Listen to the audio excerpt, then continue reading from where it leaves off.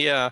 So one thing I say to the student, why I ended up in geology, what I say to the students, and this is, I think it's true, but it's also a story I tell, is that when I was in school, when I was in gymnasium, I was really sort of tired of being in school. I was almost kicked out just because I wasn't there enough.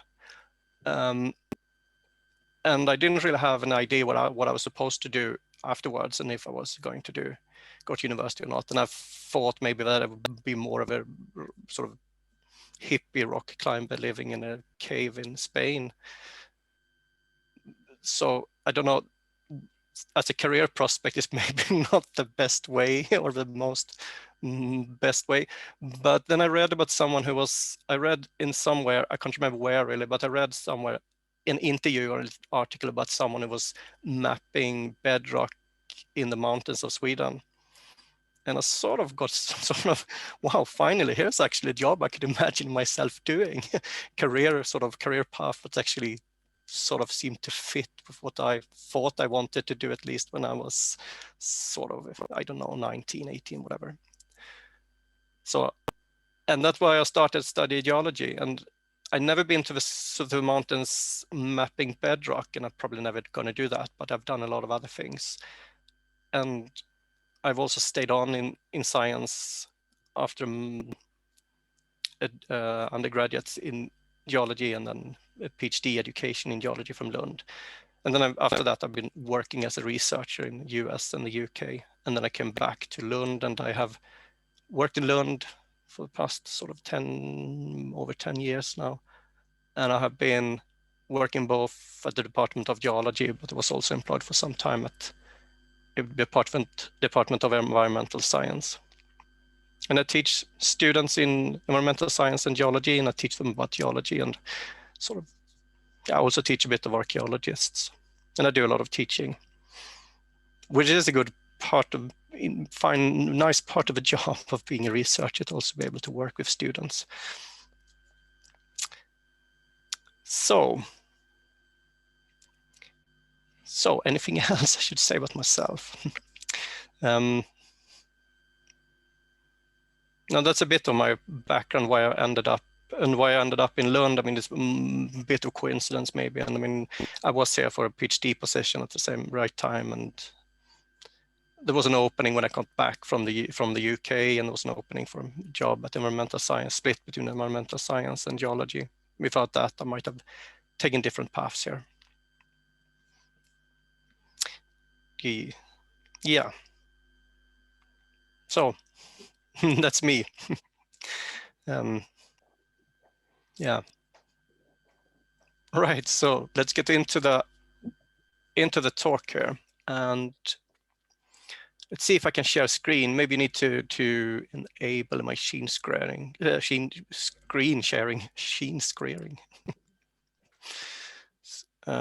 see.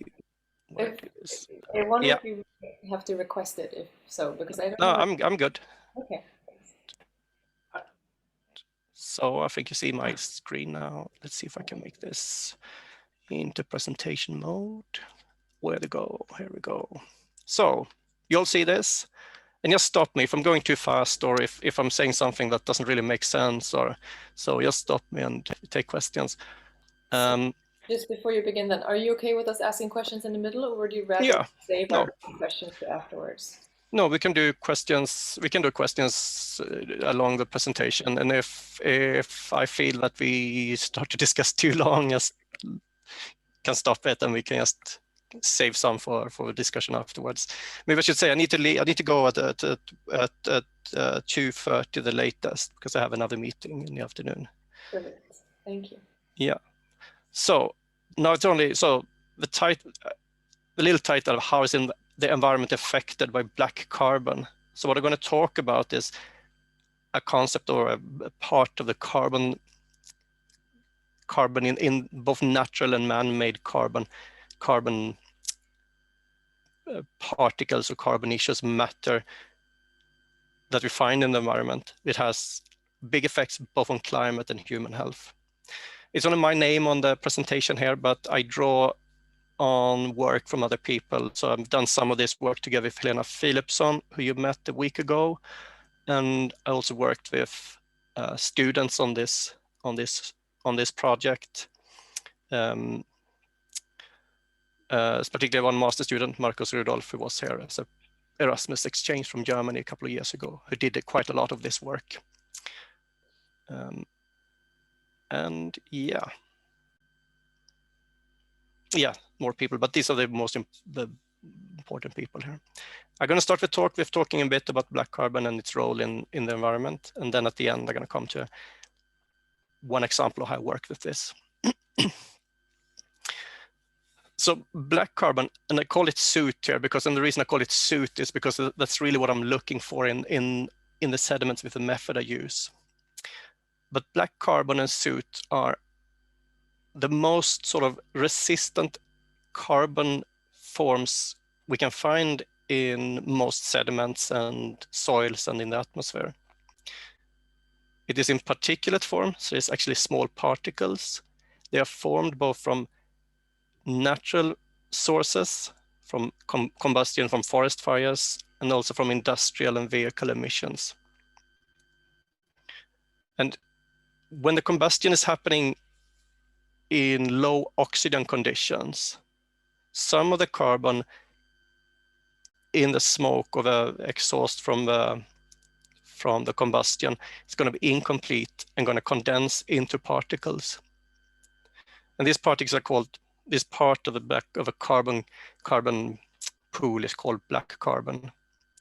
So you can think of it as small, really small carbon particles which are condensed within the smoke cloud or within the fire. And we have it everywhere, we always had it, but there is also a very big anthropogenic emission source or an anthropogenic source of it for emissions. What we mostly see in sediments are small, let's see if I can find my little pointer. What we see as black carbon in sediments is really a continuum from partly charred particle, so fresh organic material, wood that has been partly converted into charcoal, all the way down to fully condensed particles, which are made up of almost 100% carbon. What you'll see in the picture here is electron scanning microscope images from sediment samples from Öresund. And I'm going to come back to these exact samples and these particles later on in the presentation. But what we see here, what I've marked is in red here, these are carbon particles.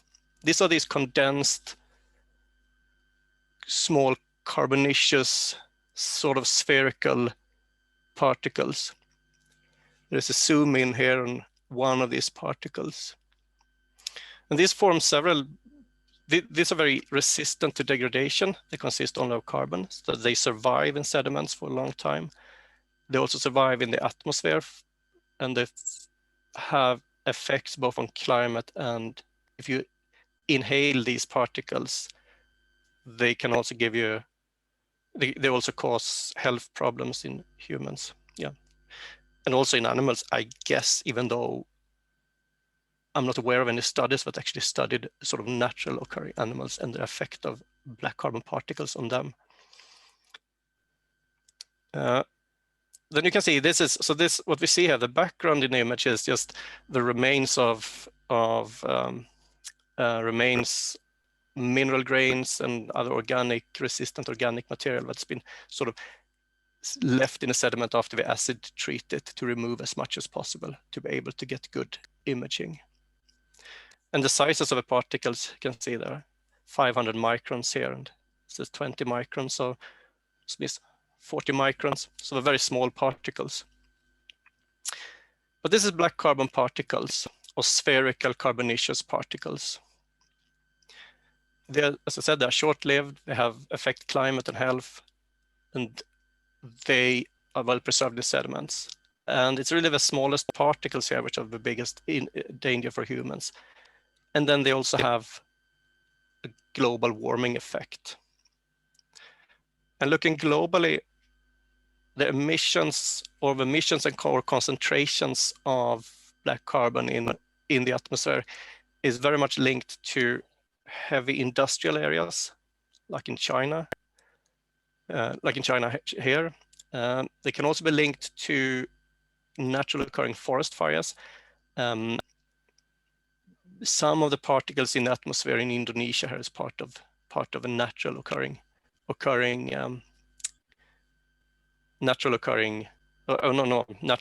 formed during forest fires. The forest fires might not necessarily be naturally caused by have natural causes. It might be that they have been started by humans accidentally or by purpose.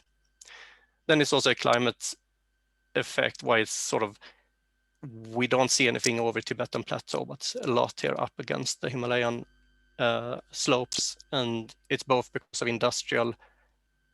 heavy industrial and heavy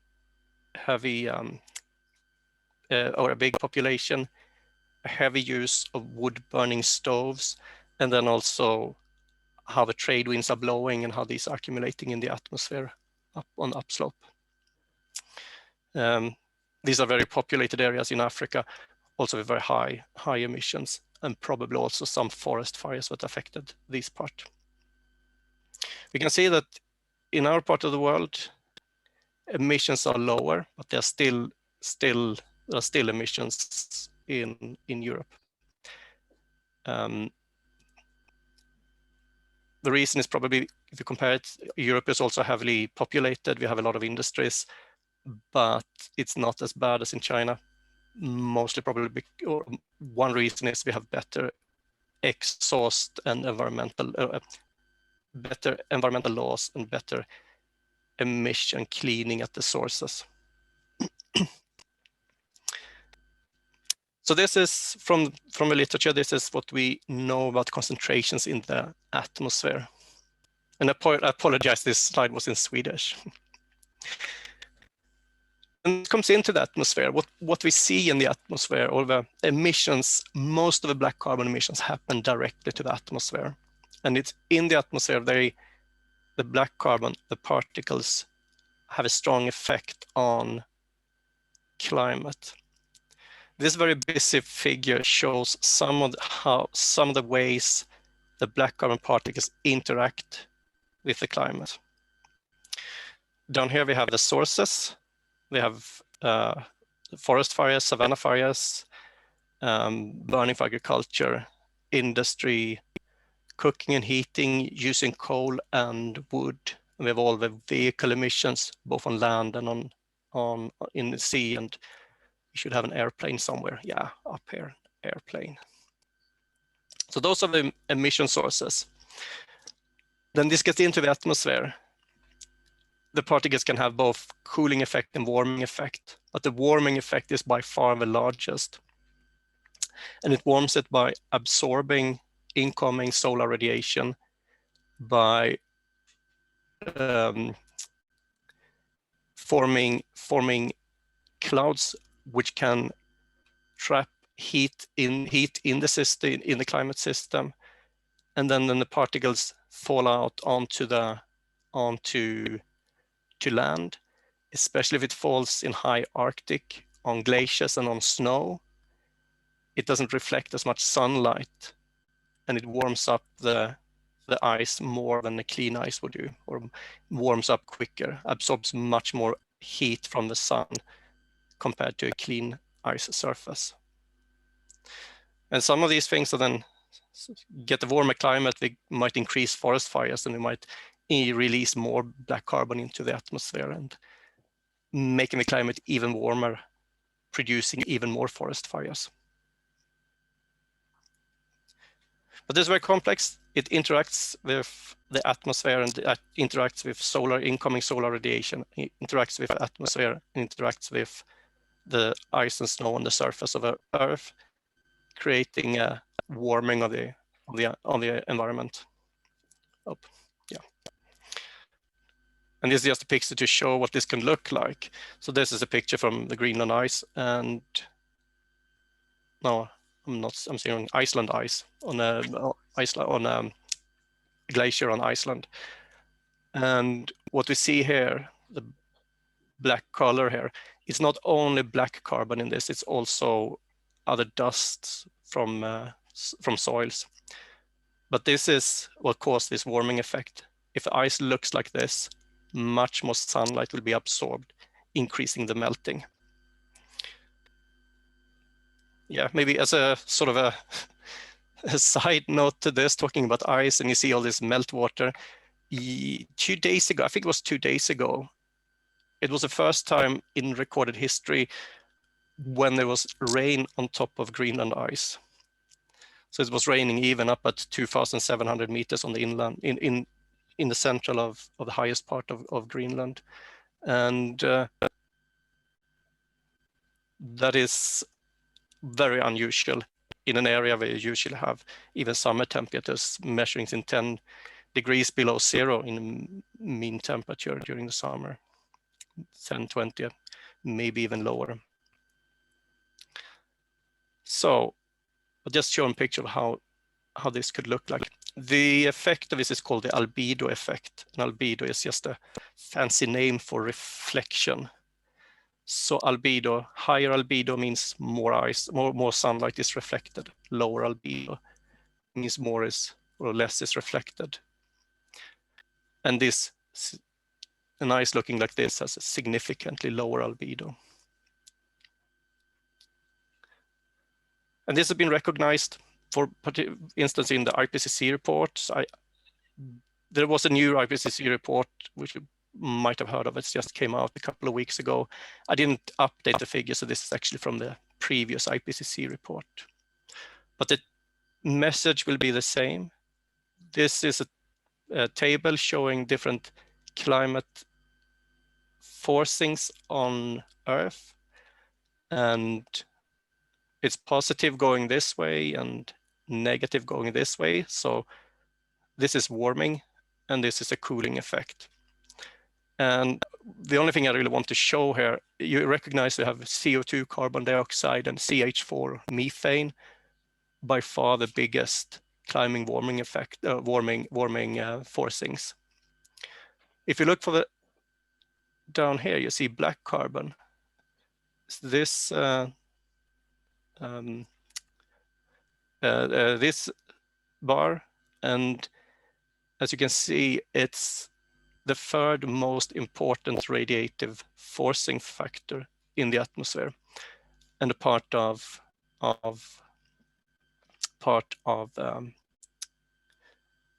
the global warming effect we see now. Part of it is fossil fuel, part of it is biomass burning.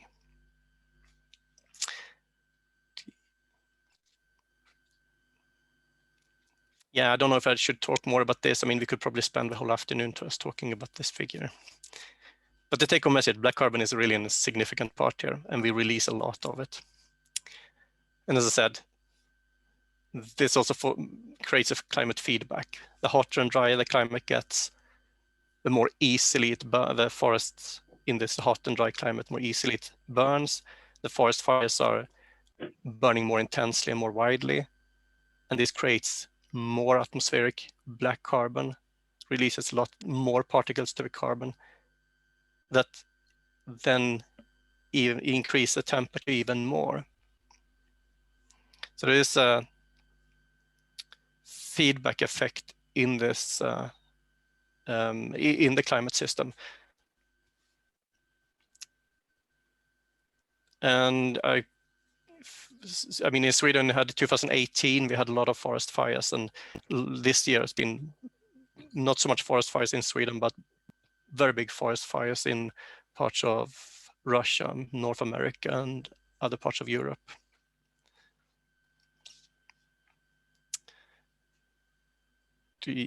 What we can do to limit this effect, both on humans. I didn't talk much about human health, but all these particles also directly affect our human health. What we can do is we can lower the emissions of aerosols, and this can be done by cleaning up vehicle exhausts. It can be done by cleaning up exhaust from industry. But then we have others. We can never get it to zero from these sources because some emission sources are difficult to clean up. For example, in in diesel cars, if you would, because of how the diesel engine is functioning, if you limit the aerosol emissions, this nitrogen oxide emissions will go up. So you can't have both. You can limit both, but you can, if you limit one, the other will go up a bit. And then apart from vehicle emissions and industrial emissions, we could use less open fire, and we can try to limit the forest fires. Using less open fire, that could be that we use less biomass burning.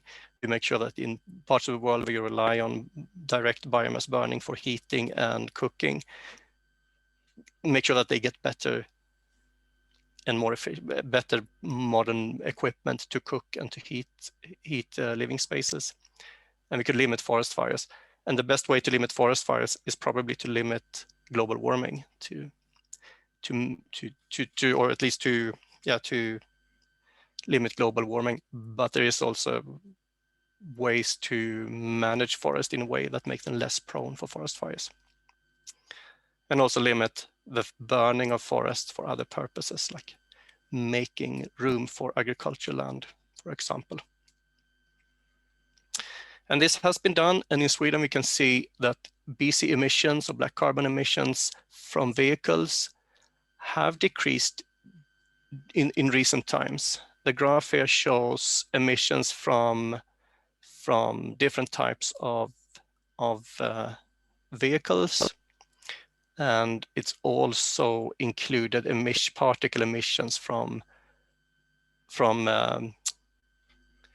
wear on roads, coming off tires and from the roads themselves.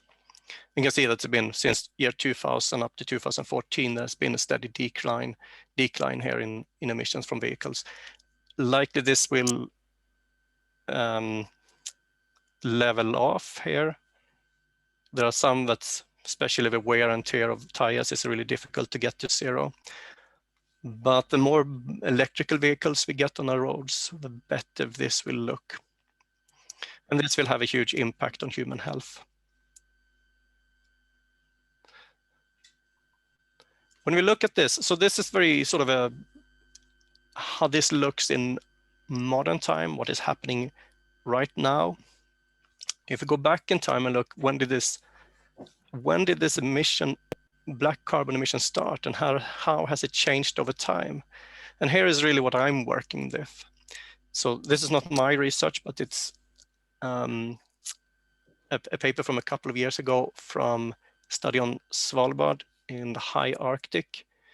And even though the local emissions are very small, you get a lot of black carbon and particles brought up to high latitudes. The curve here goes back to the 1200s up to year 2000, and each little bar here shows black carbon concentrations. And you can see that it's really, really small in the early part of this, 1200 to 1300, and then it starts to slowly increase, and from the 1800s, when the industrial period starts, it really takes off. It's down to low, so it really takes off. There's a lot of variability here. The variability has to do with sampling and the sediments you use for this. Yeah, maybe I should say that. I didn't say that, did I? So these measurements are based on measurements on sediment cores. So they have collected sediment cores in ice and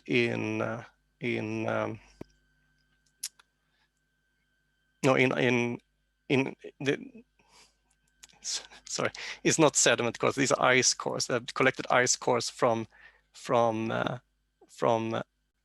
glaciers on Svalbard and measure the black carbon content in the glacier ice. And the reason it's very high or low is because it's very high resolution, and 1 year could be a little bit higher and 1 year a bit lower. But the trend is pretty clear that from 1800 it really takes off, and we have the highest values here sometimes in the 80s, 90s. And then you can see, which is very positive, a decline and very low values in the uppermost samples here from 2000s. And this shows that environmental laws and emission cleaning of emissions and limitations to what you're allowed to emit, they do help with this problem. And we can look at this globally also. These are from sediment cores from North America, United Kingdom, Europe, Southern Hemisphere, North Africa, and Asia. And each little dot is a measurement from a sediment core. And this is a compilation. And it shows that the same picture from 1800, it starts to increase. And from the 1950s, concentrations in North America, United Kingdom, and Europe are really high, and they see the highest concentrations in the 1780s, and then a decline in Europe. Going to Asia, the picture looks a little bit different. And also in Asia and Africa, where emissions continue to be low all the way up to the around 1950s when it takes off. So they didn't have as heavy industrialization as we did in the early phases of the Industrial Revolution. But from the 1950s, everything takes off. We see a decline here as well in the top part, but not as, it comes later, and it's not as big as in Europe.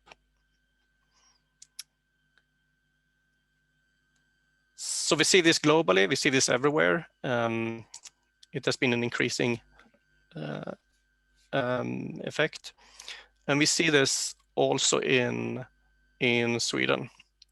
And here's an example where I'm working on, and we have been working on this for some time now with different approaches to this. And this is work I've done together with Helena Philipsson. And we have been out sampling sediments from Öresund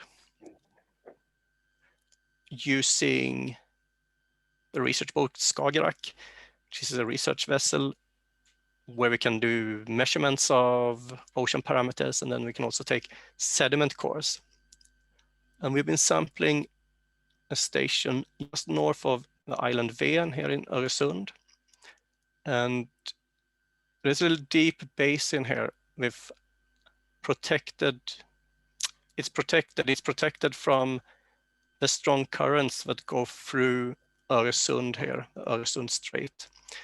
Because these strong currents prevent sediments to accumulate in most parts of Öresund. But we have this little sort of protected basin behind, or on the north side of Ven, where we managed to get a good sediment core with high sedimentation rate, which is pretty unique from Öresund. It's not many, we have tried in many different spots there in Öresund, and most places we didn't get much sediments that we could work with.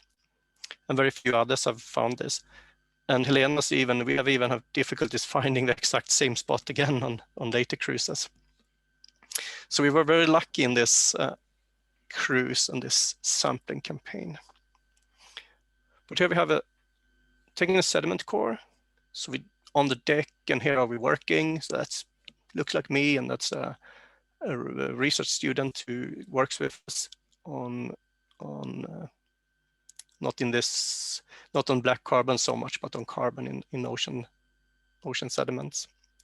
And we use this corer, which is lower down on a wire, and by the weight of the corer, it's sort of pushed into the sediment, and you get so inside these steel cylinders, we have these plastic cylinders, and this is actual sediments. So this is what have accumulated in on the lake, on the bottom here. And then we subsample this every centimeter, and we can measure everything from the top down here. And this we've done this, and we measured in this particular core. We have measured it. We determine the age of it by using lead and lead pollution, because we know, and lead, or radioactive lead, that is depositing, and deposition from for example, cesium from the Chernobyl accident, which we can measure in the sediment, and we can get a very good age control. And here we measured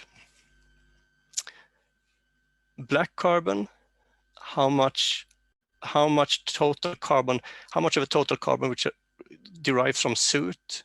We have measured spherical carbon particles, just exactly the carbon particles I showed you in the beginning of the presentation, in the electron SEM, the scanning electron microscope images.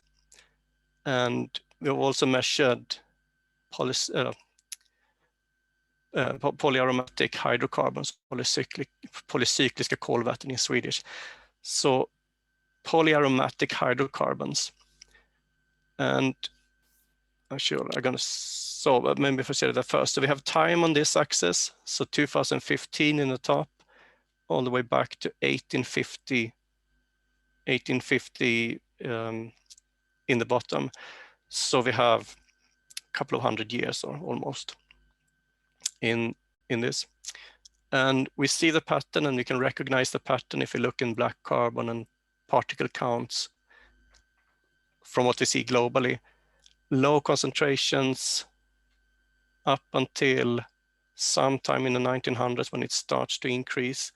And from the 1950s, a very rapid increase in particles in black carbon and in polyaromatic hydrocarbons. This is all pollution. This is mainly from industrialization. This increase is the Industrial Revolution. This is when, or it's not, maybe I shouldn't say the Industrial Revolution. This is the massive expansion during the after the Second World War, which we saw in the whole Western world, when industries increased. We built our highways, everybody got a car, everybody started to fly. And this is what we see, these emissions of particles and black carbon. We also see emissions of polycyclic hydrocarbons, and oops, wrong way. They just look like this. These are the polycyclic hydrocarbons. And what's the reason that I show them is that polycyclic or aromatic, it is that they have this ring structure. There are several of them. They can have 2 rings up to 6 rings. Do we have a 6 ring? Yeah. 2 to 6 rings, and these are toxic. These are cancerogenic and toxic. And the sediment that has these such high concentrations as here wouldn't be allowed. If you find that in ground on land, you wouldn't be allowed to use this for a sensitive purpose, like a playground for a school or so. So we have quite high concentrations of polycyclic aromatic carbons in the Öresund sediments. So this is monitored in the top part quite regularly across Öresund. So in the very top sediments, we have much lower concentrations. But then they look like this, and oh, I thought I had another picture. I lost one picture. So, and these are formed. These are coming from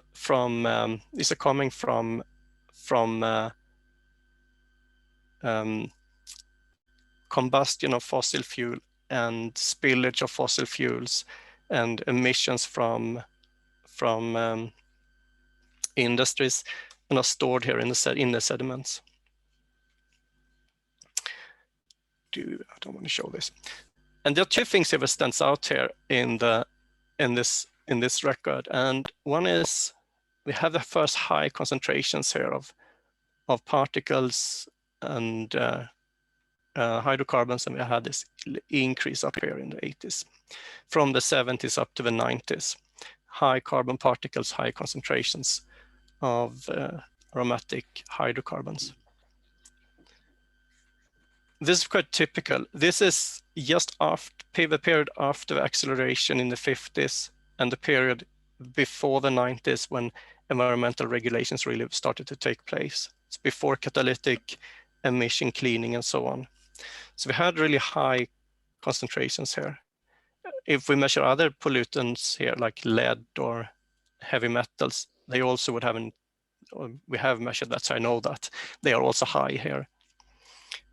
And this is all within my lifetime. So I was born here in 76 when we had way higher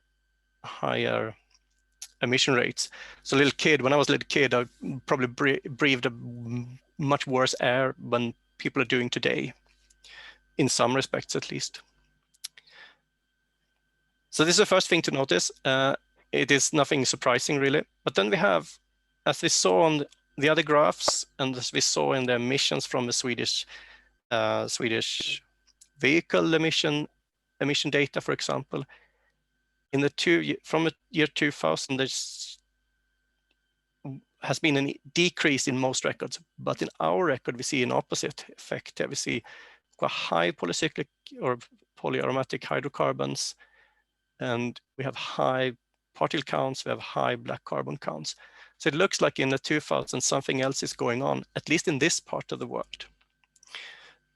When we worked with this, we had two sort of ways. The first hypothesis we thought was that this was because of increased shipping.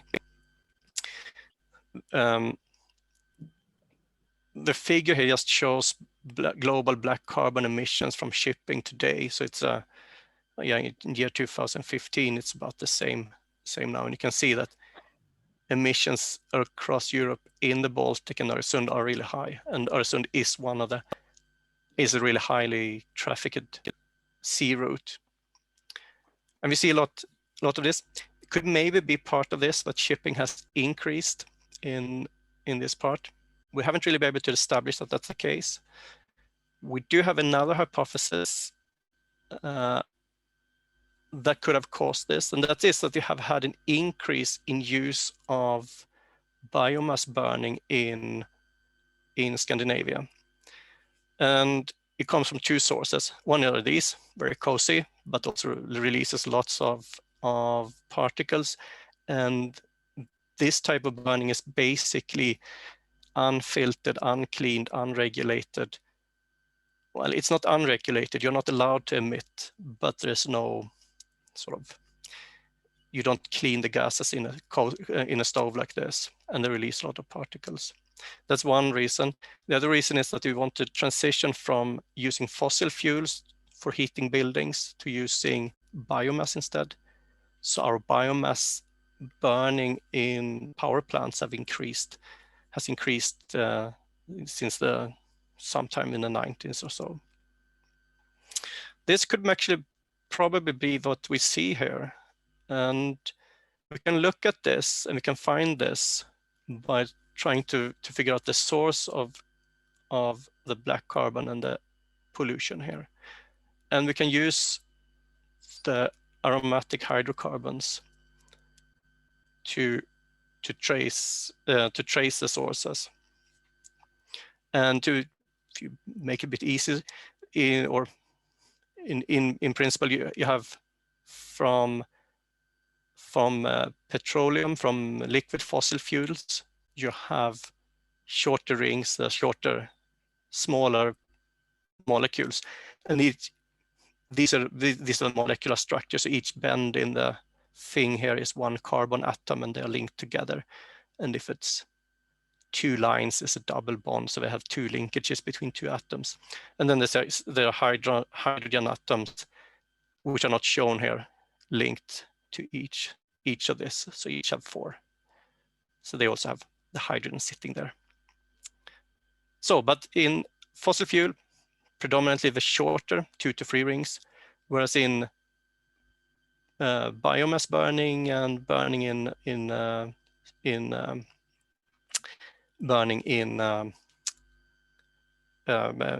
power plants, it produces longer, bigger molecules, 4 to 6 rings.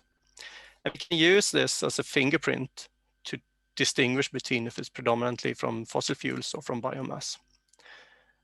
And we have done that and looked at this. So now I'm looking at the same, you see the same figure here. It's the black carbon, the spherical particles, the combined concentration of polyaromatic hydrocarbons. So these are the same figures as I showed before. I've added 2, and the most important one is the one in the middle here. or actually I did 3, 2 for my data and 1 extra. So this is from the most important we're going to look at.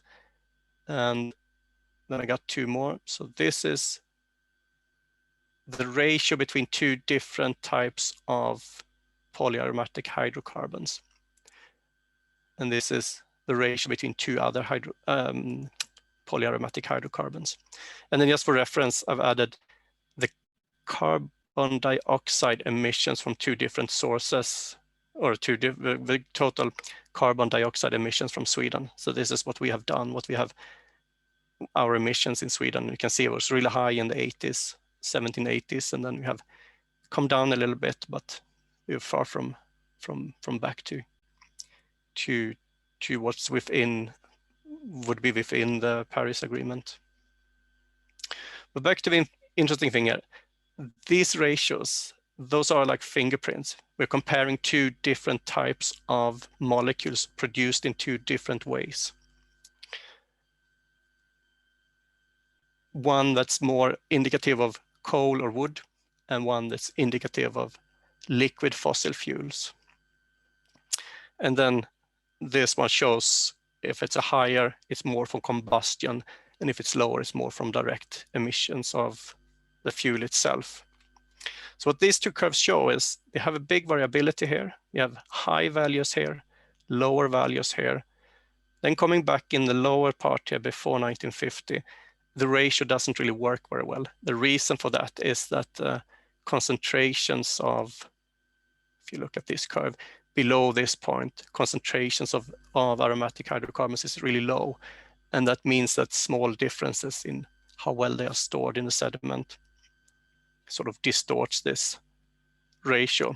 So I don't really trust it so much down here, or I'm not using it so much.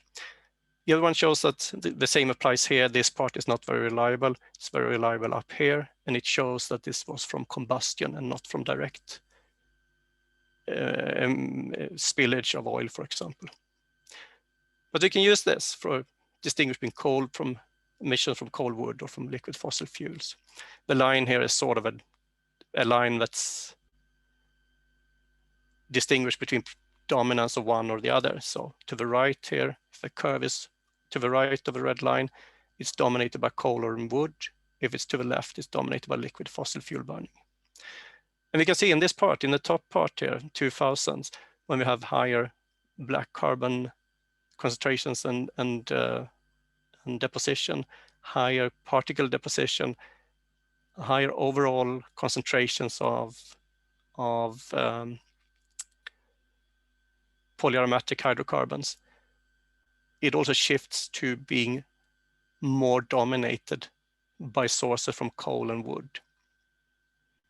So it looks like we have, yeah, and coming back here, we have higher dominance of liquid fossil fuel exhaust, or from the liquid fossil fuel exhaust. So what this shows, it shows something important about how we tackle environmental problems in society. And it also shows both that we are very successful. We can actually do something, and we have done something. We have limited our CO2 emissions. This have had effects on black carbon deposition. We have made the atmosphere cleaner. But also in doing this, in the transition into using less fossil fuels, we have started to increase the load of particles resulting from coal and wood. And that's what we see here. And at least in this part of Öresund, this has actually led to an increase in, we have reversed the sort of downward trend in particle deposition. And we have created another problem with our solution, maybe. Now this is one point in Öresund, and this could be a local effect. Maybe we have power plants close by which have changed their fuel source and so on. But we do see this similar pattern in northern Sweden, even though there are no comparable studies done. The only comparable study we have of the comparable studies we have in Sweden were done in the early 2000s, so they were just in the beginning of this rise here, and they do see it, but they don't see the whole the same picture as we do in this core. So, and I think, yeah, little conclusions. Yeah, so this was actually my last slide here, and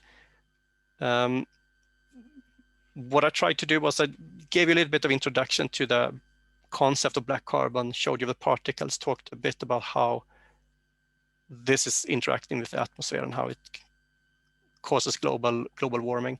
Then I showed how this changed globally over time, and I showed how it changed in our region over time.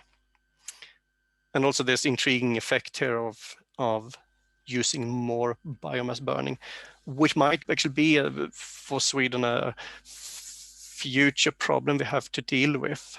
We need to limit the CO2 emissions, and one way of doing that is using more biomass as fuel. But by doing that, we might inadvertently create other problems, so we need to be aware of that. And I probably said my little conclusions. Oh. So that was all from me, my little presentation. And let's see, can I do like that? No. So questions. We have about half an hour for questions. Do you want me to stop? I stop sharing for a while. I have a question though about the last slide. I didn't recognize that. Did we see that before? No, this one. Yeah, no, because I'm not going to talk about that. Okay. It doesn't belong here. Yeah, no, it did belong, but it got too long, so I needed to skip some of the details there. So, oh, sorry, I did. Where's my sharing? Share. I'm sure more people have questions, but I want to start in the middle just by asking, why is it called polyaromatic? What does it actually mean? What I didn't hear. Polyaromatic. An aromatic, yeah, an aromatic. Whoops. An aromatic. You see my screen now, right? Yeah, should do. Yeah. So in chemistry lingo, an aromatic, an aromatic compound in organic chemistry or in organic chemistry is something that has a ring structure like this. So this is an aromatic. If it just is a straight structure, we call it an aliphatic. Can you say that word again? Aliphatic? How do you aliphatic. Okay. So and then they have all sorts of different names and so on. Some of it relates to how their structures are formed, and so don't press me to go into this because I'm really not the organic chemist. How you name this? It gets quickly, you get a lot of names like indenol 1,2,3,C,D pyrene. Wow. Yeah. So this actually means things. It means how they are linked and where the double bonds are.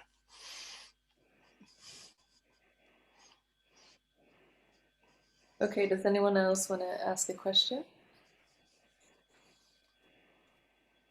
I had a question, but it was so stupid I had to Google it.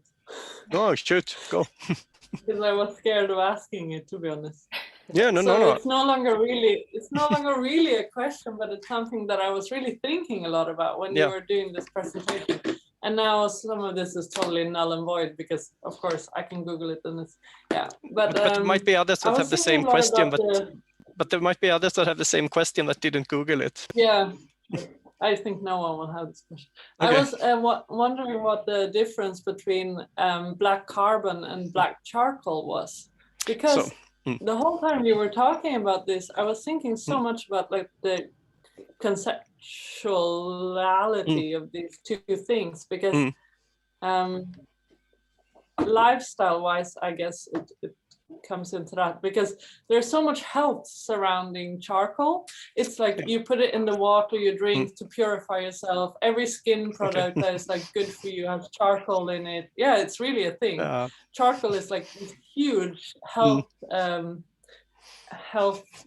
lifestyle product and ingredient And when you show obviously the wood burning fire, that's in my mind how you make charcoal. For me, I think of charcoal as wood that has burned and then becomes coal.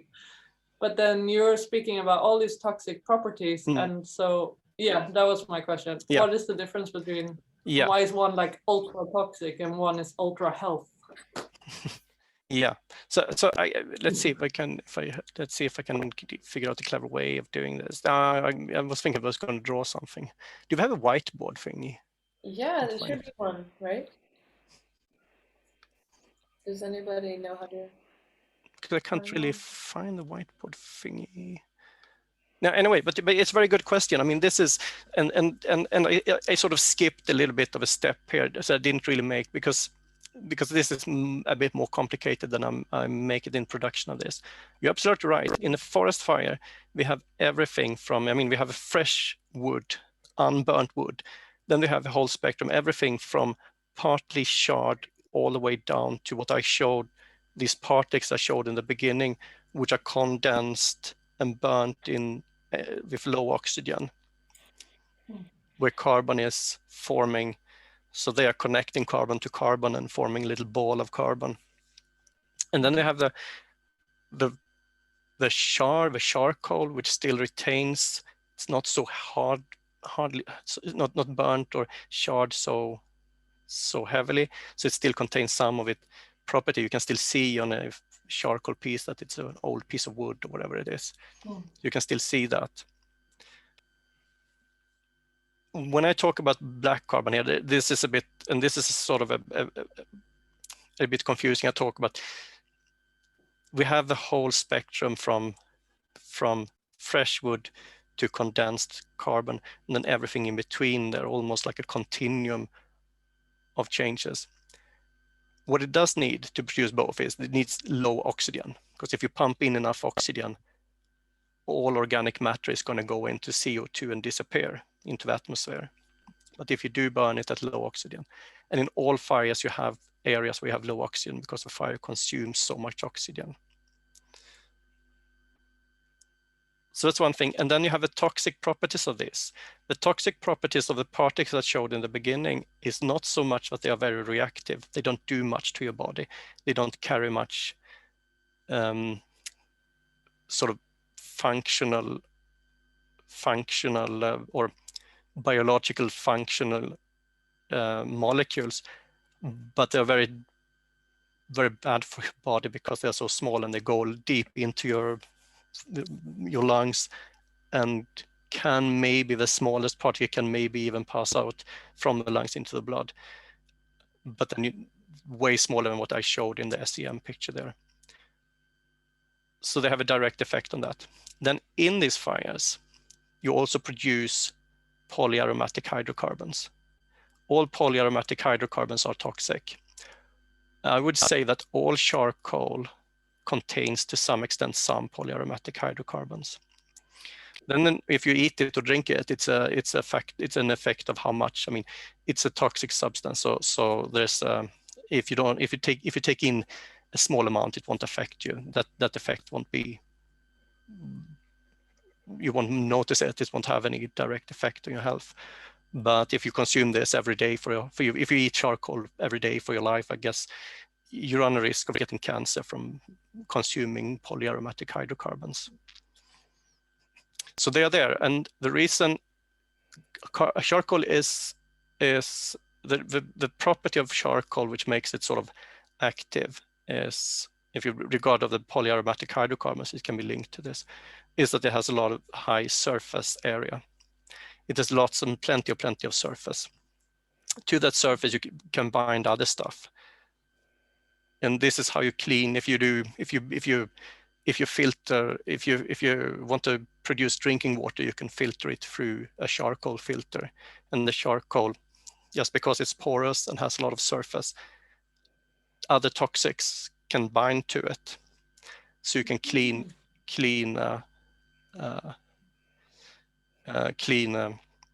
you can use it for cleaning water. You use it when you clean alcohol or so. Yeah. And it's very effective. It's super effective just because of high specific surface. when it comes to health products with charcoal in it, I probably shouldn't say much about that. My immediate thought from my background, what I know is, yeah, you're probably, I mean, someone is probably trying to get your money if you sell you charcoal for, and say it's going to have a lot of fantastic health effects. I would really doubt that it make any difference whatsoever. You could eat it to stop if you have a bad stomach to eat, and you can cold tablets. So it's like liquid. Yeah. And that probably works, and it works also by the specific surface area that attracts things in the stomach. But in the rest of the body, I highly doubt it. It is carbon. I mean, it's just carbon. It doesn't really do much. So. But it's also something that it's everywhere. Toothpaste and skin products. Yeah. Used in medicine if you're poisoned, for example. If you're poisoned, you can use it, and it is a specific surface area, and it probably don't work for all poisons. It's probably some that stick better to this surface. So it's probably no miracle cure for if you're poisoned, but it has some effect, and it is, I think, the effect just the effect on your stomach. But beyond that, it doesn't work by curing the effect out in the body. It cures it by binding to things in the stomach, I think, because once it passes the digestive tract, I think it just disappears, and it doesn't go out. It's not reactive in that way. It doesn't go out in the bloodstream or so. It's not a compound like that, as far as I understand. But hey, I'm a geologist. I'm not into medicine. This I make the interpretation from what I know about how these compounds work in natural environment. I just want to say I think that was such a good question. It's such a beautiful parallel too. It makes total sense. I'm so happy you did ask it. Since we don't have so much time, does anyone else have a question?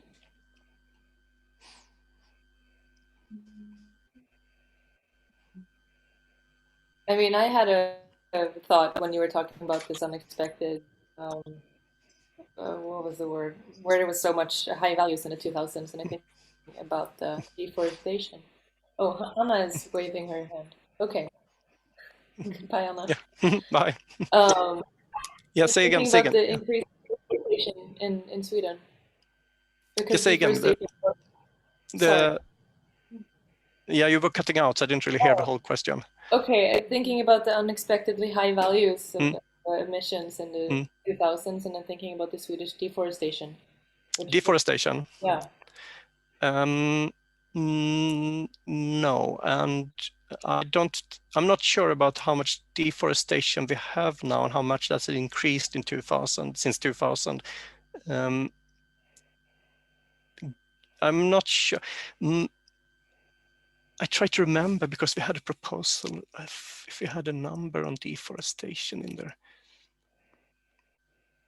I don't think we have had a massive deforestation since year 2000 in Sweden. So I doubt that wouldn't in itself cause higher emissions. We have had more forest fires in some years, but I haven't really checked for forest fires here. My sort of gut feeling, just sort of thinking, I think forest fires has probably not increased that much to make a significant difference in this part of, in this region. And also deforestation in Denmark or southern Sweden is probably very limited in this time period. So I don't think that has played a part here. Because you were talking about burning biomass, and that, I mean, part of what deforestation leads to in this country is that there is more biomass being burnt and it's turned into biofuel or whatever they call it. Yeah. So. Yeah, but we have, that's true. I mean, we have in parts of the world have a lot of deforestation. We have had massive deforestation since year 2000 in South America, for example, and in Southeast Asia. But in Sweden, we have had forestry for a long time, and you have to replant all the forest you cut. So on the whole in Sweden, I'm not sure we have had such a massive deforestation in the last sort of 20 years or so. Well, I can tell you that we in Sweden we have the worst level of deforestation in all of Europe. It's on the level of. I think maybe we should get back to this because I can get numbers on this, and it's not recording. Yeah. Okay, we're taking the conversation. Yeah, we do. I mean, we do have, but if we look at the long-term trend here, I would think that, I mean, what we do is we lose a lot of pristine and old growth forest and transfer it into production forest. So, I mean, it's a way how you think about deforestation and forestry as well. I mean, we are harvesting, in some parts, we are harvesting forests which were planted maybe 80 years ago, but has already been harvested once, so we're harvesting the second round. And of course, you could think about that as deforestation. You could also think about this as forest management and forestry. Depends what your perspective is. So I don't think, and I mean, and comparing with the rest of Europe is also, it's an interesting thing to do, of course, but comparing a forestry country with a forest-based, partly a forest-based economy with a country which has very limited, I don't know what you say, Belgium or what European country you compare to.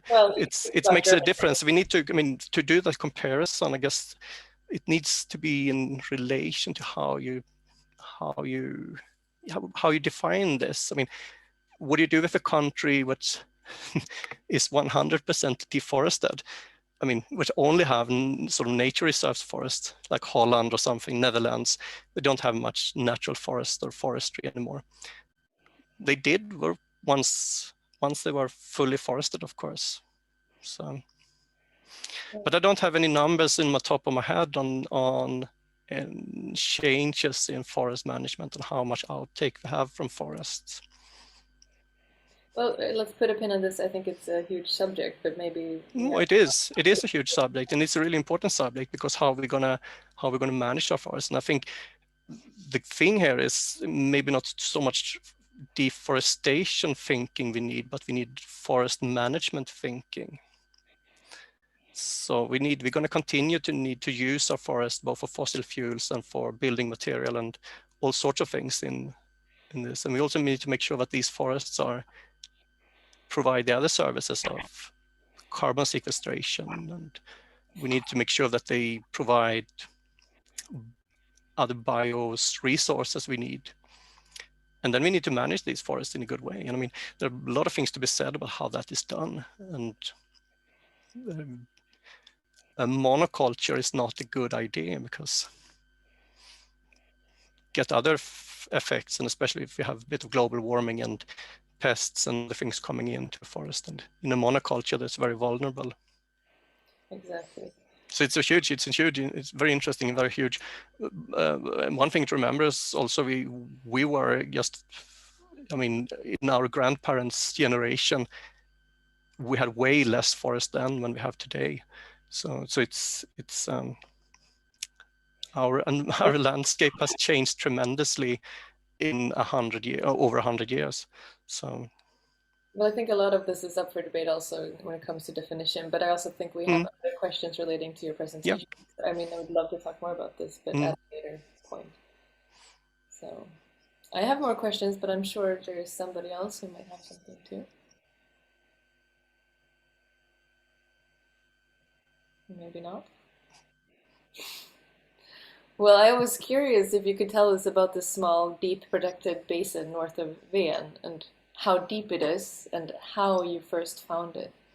I think we found it. Let's see if I remember the water depth. Probably don't. No, I can't remember on top of my head. But how did I forgot. We found it. We know. I mean, we know it's. One thinking. We know it's a little bit deeper there, and we know that it's protected from the currents. So we didn't go there by accident, but we have been there coring before and didn't find as good sediments. So it seems to be a little pocket. where have sediments preserved. And how do you know that that place is protected? Is it because you didn't look at a map of currents, or how does it work? Yeah, you can look at the current and map showing the currents, and we also know because we find the sediments. So it's also, without protection, the sediments would have been gone. They would have been eroded away. So without Ven protecting it, probably we wouldn't have had this well-preserved sediments. So it's a little bit unique, and it's tricky to find. As I said, Helena's been out again trying to come back and core at the same spot, but didn't really find it. Even though, I mean, we have GPS and everything, so I mean, and it's well mapped, but it seems to be very, very small. So it's. And so, how deep is that basin? I can't remember on water depth. I can't remember, and we don't really know how deep the sediments are, because we haven't taking a long course. We only took this short course, so we haven't cored all the way down to bedrock, so we don't know that. I'm really And curious. I don't think, as far as I know, there's no seismic done in that part of Öresund. So, Josephine, I'm really curious if you can hear me. Why you wonder the depth? What are you? Why I'm wondering about the depth of the Yeah. basin. I think because I was wondering how the process of coring, what it looks like, but also just thinking of how far down you have to go through water before you find the thing you're looking for. I mean, how far down we can go. I mean, basically you can go with this coring system. It's the coring system is hanging on a wire, and it's sort of lowered into the sediment. And the only thing that limits you is how long cable you have. And I don't know exactly how long cable we have on that boat, but we cored before in about 100 meters water depth Wow. so it's much less in Öresund. I would say maximum of 30 meters maybe. Don't remember. But so the coring, you're not using any pushing power to get the thing into the sediment. No, let me bring up the picture. Let's see. Because when you were coring in Wormsjön, you really had to use your muscle power to get it into the sediment. Yeah, working on a boat is a different thing. So we don't have a hammer or anything that pounds this down. Let's see, maybe I can do like this. Oh no, what am happening now? What is this? Go away. I don't know how. I need to stop share. Okay, there you are. But are you able to get to the bedrock even without pounding? Sometimes, but not with this system. Okay. So what determines how far down you get? Is this just how packed the material is? Or? Yeah, and up. Come on. Okay, so now I've made this a little bit bigger. Let's see if I can show. So I just made the picture. It's not super sharp, but I made it a little bit bigger. So this is the coring thing, and inside these steel tubes they're about 1 meter long, and inside those there are plastic tubes like this, and there are big lead weights. The weight sitting here, so it's just lowered and it goes down into the sediment. Just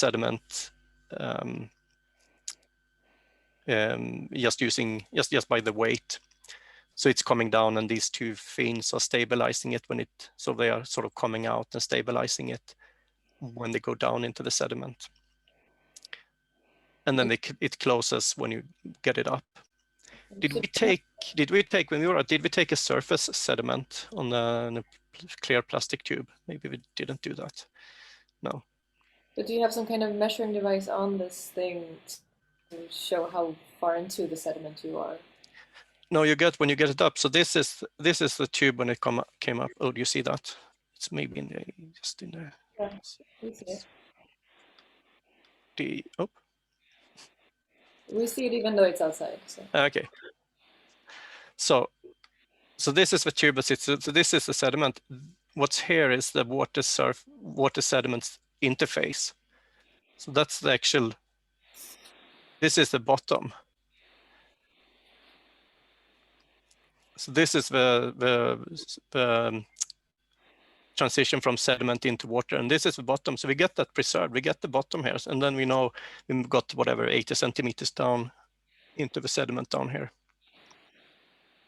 But then there would be more sediment below it. Yeah, there's yeah, and I can't say if that's 5 meters or if it's tens of meters here. Mm-hmm. And in terms of time, are you then only back at 1850 on the bottom of this tube? Yeah, so in the bottom here, we're about 1850 in the bottom here. And that's all that you wanted to look? Yeah, it's all we get here. I would have liked to have at least 100 more years, because that would have been getting us a bit further back before the Industrial Revolution. So from what we're doing here, looking at sort of human influence or human effects on the environment, it would have been good to be a little bit further back. But the 1850 is okay, and we can see in the bottom here that it's not very affected by pollution or anything. So it's quite close to maybe not natural, completely fully natural conditions, but at least fairly unpolluted conditions. And then it's amazing, you can see, and then sometimes when you get these up, you have sort of creatures living here, running around, or maybe don't, sea stars don't run so much, but living there and doing stuff. And usually you don't want that. You usually don't want that too, because they sort of dig into and burrow here and mix everything up in the top.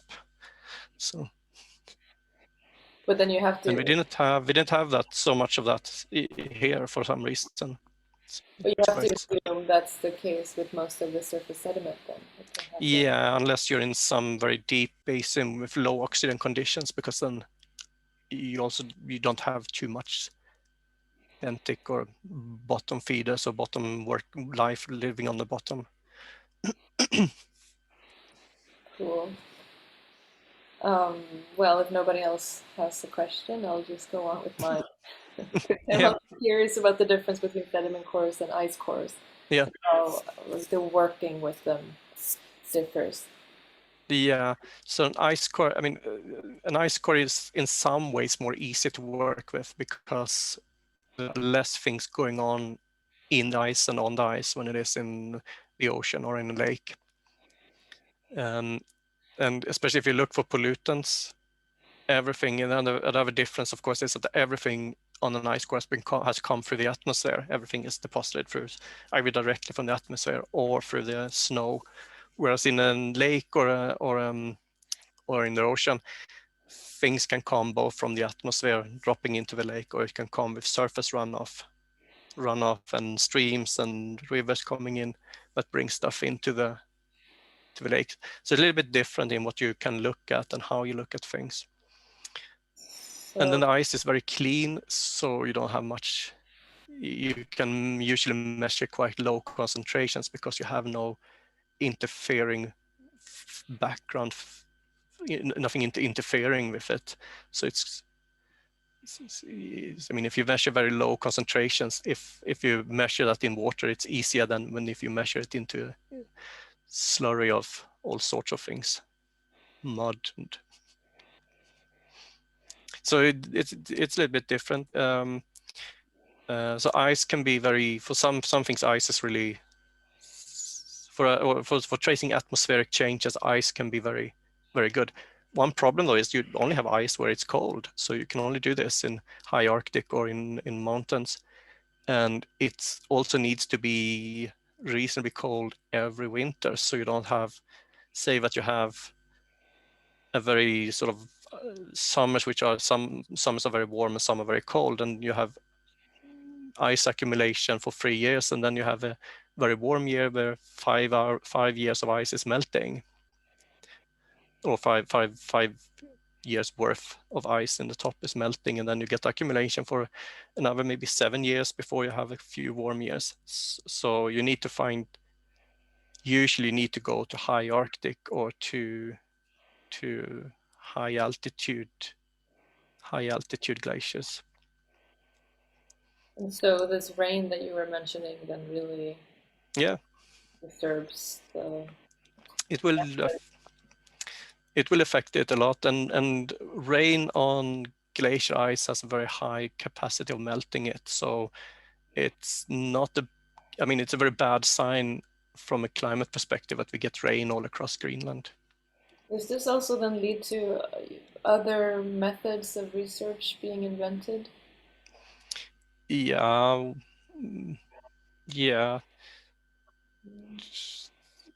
There's you can probably say there's a constant method development. Some methods of sort of refinement of methods we already know about. So we have the techniques, but you refine them.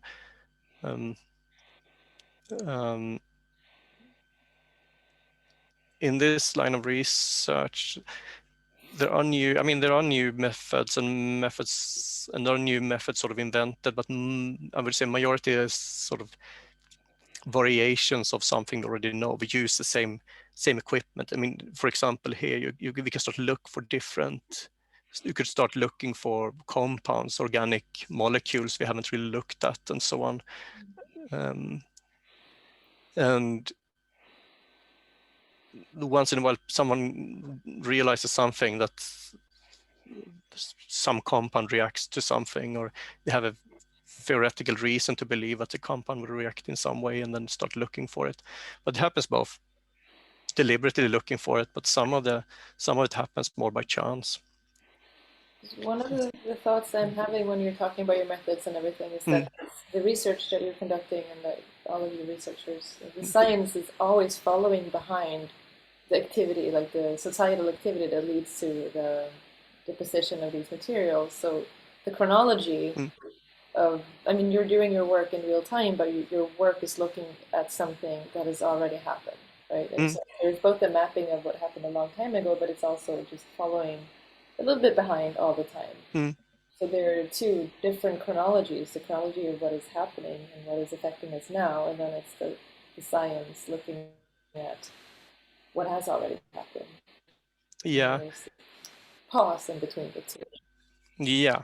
Looking into the future is very difficult. We could do because you could do it, but then you need to do it more in if you look into the future, you need to look, of course we can't do measurements or observations of the future. We can only do observations of what has happened. I'm thinking of the current, and that's the thing. Yeah. There's no way to really do the research in the current, right? Because if things have to first be in the atmosphere to then fall into the sedimentation. Yeah, but you could in principle, when people do this, you could catch this. You could of course catch what's in the atmosphere and look at this right now. What was in the atmosphere an hour ago?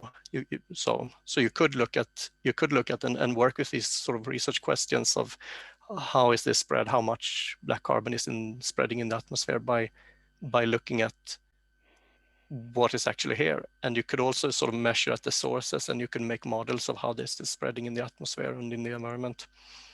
So I think you need both ways of attacking this or looking at this. And so what I showed you here in this project is a paleo study. We do sort of look backwards and see what happened 10 years ago, 100 or 150 years ago. And that tells us something of how these processes works. In another project, we have looked at black carbon, but we looked in black carbon in soils from the forest fires in 2018. So it's a little bit more looking at the soils were sampled just the year after or same year or year after the forest fires. So that's a little bit more looking at exactly what you have in the process, not waiting for it to deposit in a moving or depositing in a sediment zone, but looking at what's in the soils. I don't know if that was an answer to the question. Yeah, the question is more a reflection, and maybe a question about what it's like, how you deal with both having your work be paleo oriented, which means looking back, right, and then how there's just working with a certain kind of chronology, and then thinking about all the things you're talking about too, which is how like every day we notice climate change affecting us in really big ways, right? And the rain and the forest fires and I think, I mean, from a research perspective, I mean, one way of dealing with doing this is you think maybe you could think about this in more in processes. what try to understand what happened here. How is this process working? And that process might have been working exactly the same for hundreds or thousands or millions of years. And then you're more interested in how the things are linked, how it works, rather than when it happened or how long it took or so, unless it's sort of related to the process. And some things you can't observe. I mean, and that's one of the things here with the paleo stuff. Some of the things you can't observe in when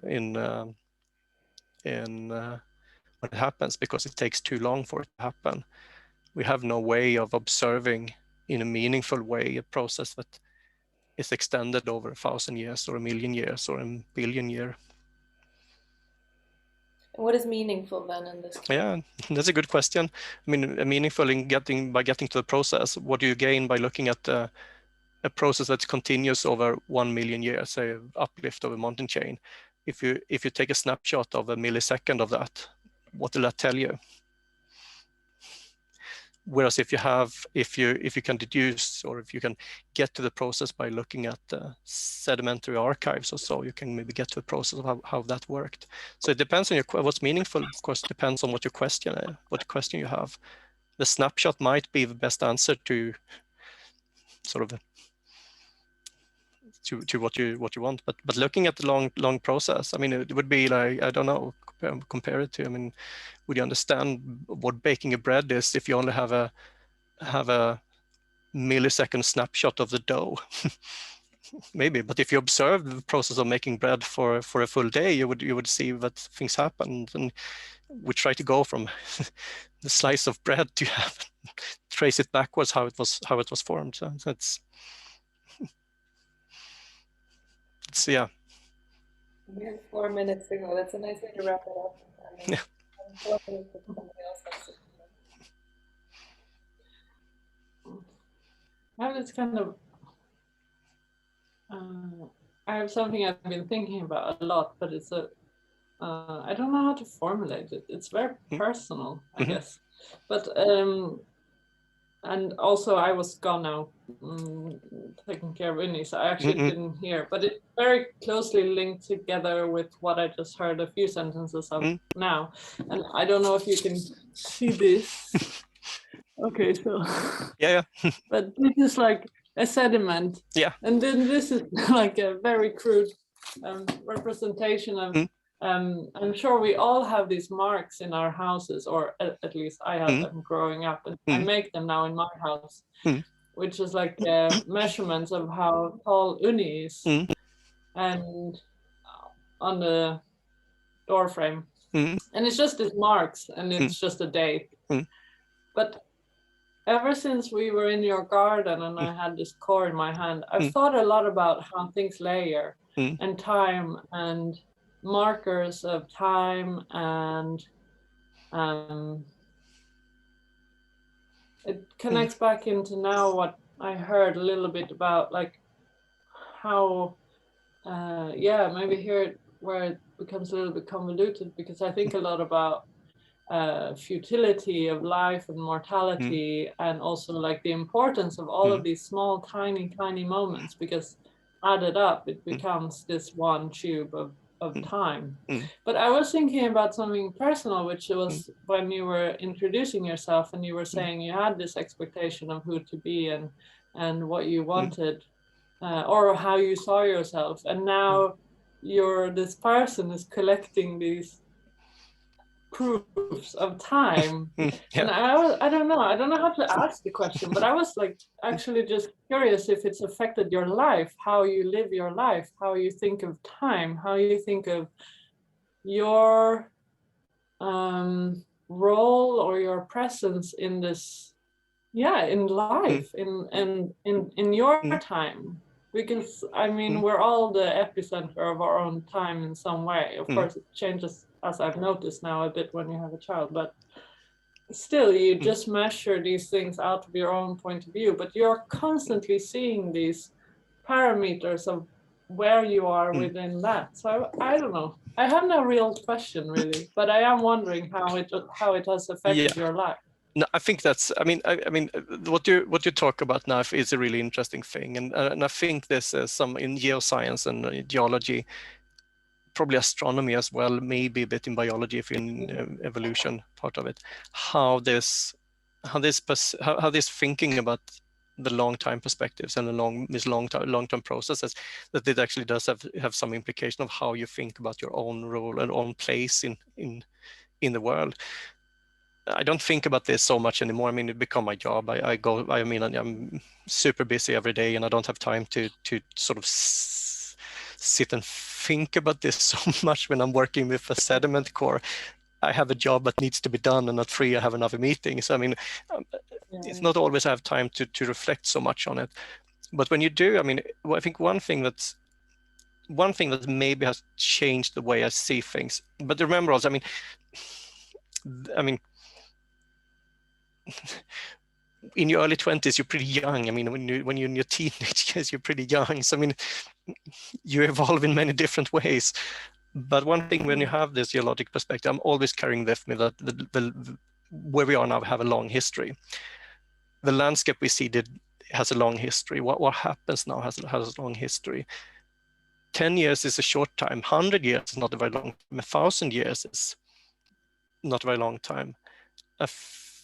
And also, I mean, I'm always sort of, in a way, aware of it. I mean, we eat the same food we did 6,000 years ago. Bread looks the same, or could look the same. I mean, and I think that's one perspective that's so different. And innovation and everything that goes on, and how good we are and how evolved we are, yeah, maybe we are in some ways, but in the same way, it took us a long time to get here, and we will struggle to build a pyramid. I mean, even with our technology, it will be an effort. So we seem to be thinking that we are maybe further away from, even the pre-farmers in Sweden. I mean, we could still understand what they do. I mean, we could probably still come in if we traveled back 14,000 years and came into one of the huts for the reindeer hunters here. We could probably recognize the tools they have for cooking. We could recognize what they're going to eat. They're going to see what they're going to have for dinner, and we're going to understand that that's dinner without thinking. We're going to understand where they live. Here's where they sleep. Here's where they eat. Here's where they go to the bath. Whatever. So maybe that's kind of comforting. Yeah, sorry. Sorry, I just totally interrupted you. Do you find it kind of comforting? Because a lot of people deal with depression because we are living in such a fast-paced world, and we have this the importance of the self is so elevated, and here you are, and in your situation you see this grand picture, which of course you said 1,000 years is a really short time, but I think there's a lot of people who think that's a very long time and see their own lifespan as like a kind of the lineage of time rather than this huge other spectrum. Do you find it comforting to know that we are just a speck, or do you find it kind of scary? No, I think in general, I think maybe there's sometimes this long time perspective. I mean, if I look back on, I mean, and this is not a comforting thought. I mean, this is something that's sort of you probably don't want to think too much about. But I mean, looking back at geologic history, I mean, it's obvious. Most of the species on Earth has died out. We're not going to be different. We're going to be gone. We're going to disappear. As a species, we might evolve into something new, a new species, something different. Who knows? We might just die out in some mass extinction event. We just disappear because that's what species do.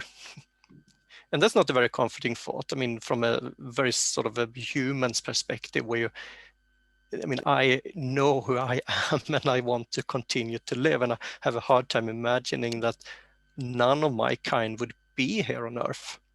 None. Thinking about that is weird. I mean, it's not comforting.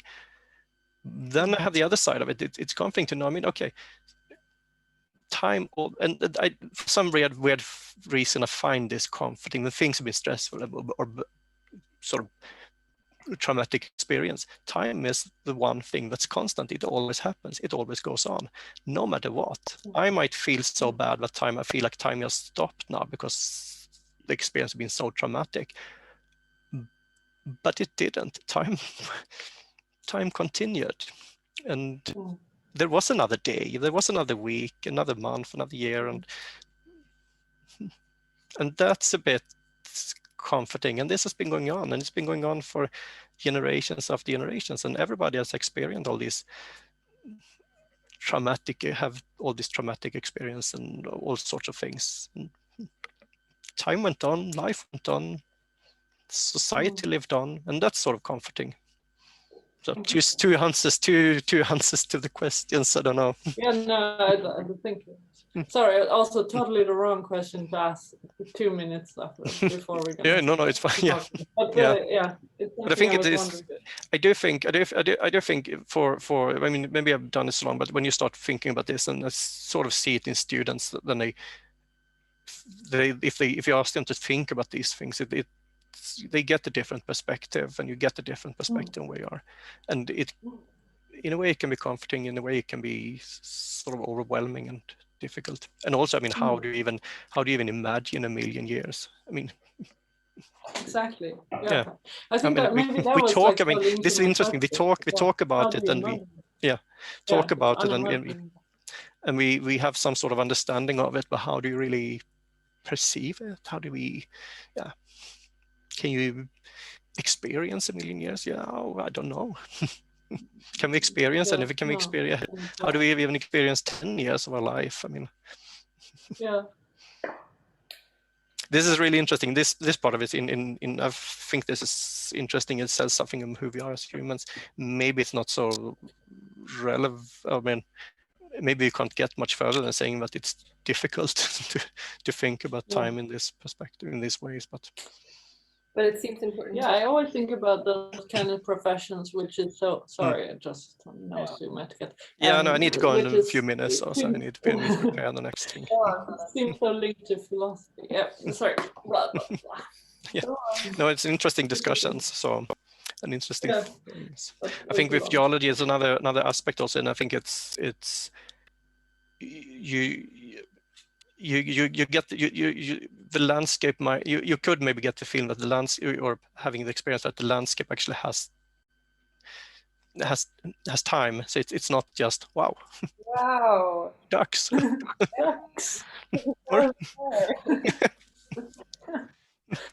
So the time has the landscape has time. Different parts of the landscape is just not dumped there. It was formed and evolved over a long time, and we can see the traces of that, and we can move through that, and we can sort of relate to it in some way, at least. Yeah. All right, should we let you go? Yeah. Sorry. Yeah. No, I hope you enjoyed it. I really enjoyed the discussion, and yeah. Sometimes talk like it becomes a bit technical, but that's just the nature of what this is. But that too is pretty interesting to us. I think all of us so much even the stuff we don't understand. So. Yeah, and I think you shouldn't be too. I mean, you shouldn't overload with technicalities, but you shouldn't be too afraid of it. And it's fine to not understand all the technicalities, because you can still get the idea what it is, and it means something. Also in the technicalities, you don't get all the details. Yeah. Thank you so much, Kalle. All right. Yeah, thank you. Yeah, and thank you. And yeah, I see you next time, next activity, whatever, whenever. Yeah. Okay. Take care, everyone. Bye. Okay. Let this meeting go on for a bit longer after Kalle leaves, also just for us to talk for a few minutes. I also have some really fun news. After last week, when everyone was so excited about the synchrotron facility, I decided to ask if maybe we could go there, and yes, we can. We should talk more about this on Friday when we all meet up. Yeah. But just as a teaser, there's a total possibility for us to actually go to the synchrotron. And I was thinking about maybe us bringing something to shoot light through also, and thinking about what that could be, and maybe if we should combine cores or other materials. I was thinking about the volcanic material that Rebecca brought from Iceland, but we can all just talk about this more in our meeting on Friday. So just to leave that here. Anyone want to say something? I just think it's so funny that Emma is now en route. It's like an action movie now. It's like we started moving. What is this meeting on Friday? Well, so that's, you weren't there last week, so, and I haven't been sending out the email yet, but we decided that on Friday, I don't remember what time we said, but we said afternoon, right? Does anybody have a Friday afternoon or Friday early? Time. 4? At 4 o'clock, we are hoping that all of us artists, participants of the project can meet and have a meeting.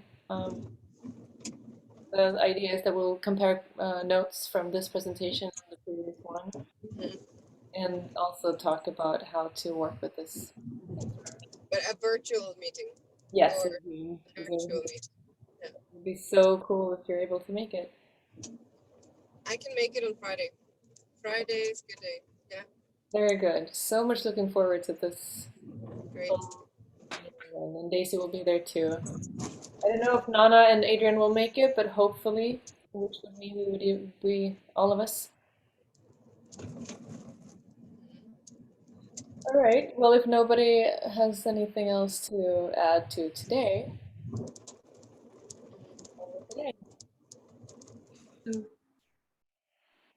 Yeah, everyone's content. Mm-hmm. Thank you so much for today.